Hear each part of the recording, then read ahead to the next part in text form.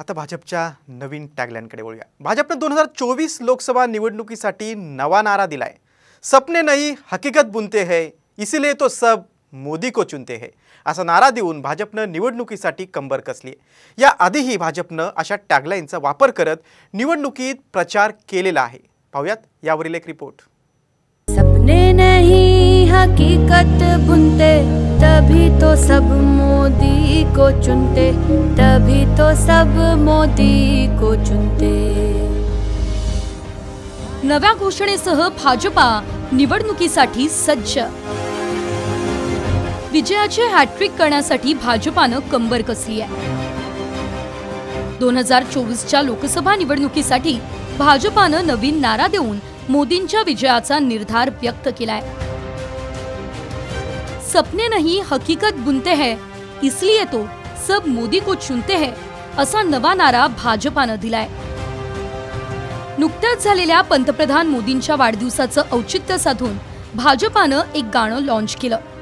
त्यातील ह्या ओळींचा भाजपाने नारा म्हणून वापर केलाय। सपने नहीं हकीकत बुनते, तभी तो सब मोदी को चुनते, तभी तो सब मोदी को चुनते। या आधीच्या निवडणुकांमध्ये भाजपाने वापरलेल्या टॅगलाईन प्रचंड गाजल्या होत्या।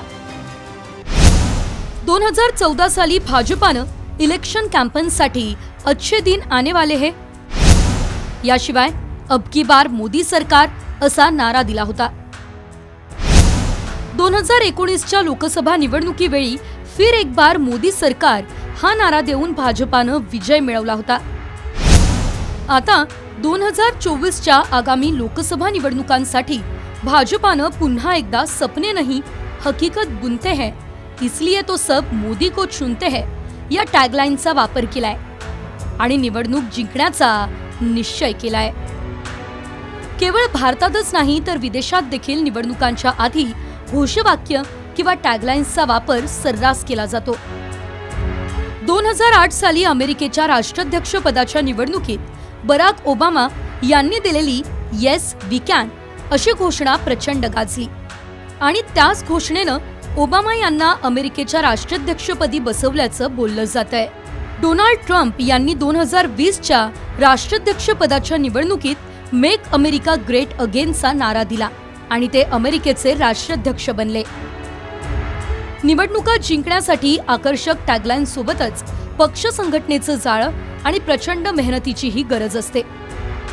शेवटी राजकीय पक्षांच्या घोषणा लोकांच्या पचनी पडणंही तितकंच गरजेचं असतं। 2004 मध्ये भारताच्या आर्थिक ताकदीच्या आशावादाला अधोरेखित करण्यासाठी भाजपाने इंडिया शायनिंगची घोषणा दिली होती, पण लोकांच्या काही ती गळी उतरली नाही। त्यावेळी भाजपाची सत्ता गेली।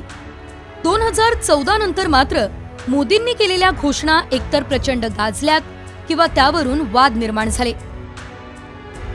आताची नवी टॅगलाईन मोदींना हॅट्रिक मिळवून देणार का हे पाहायचंय।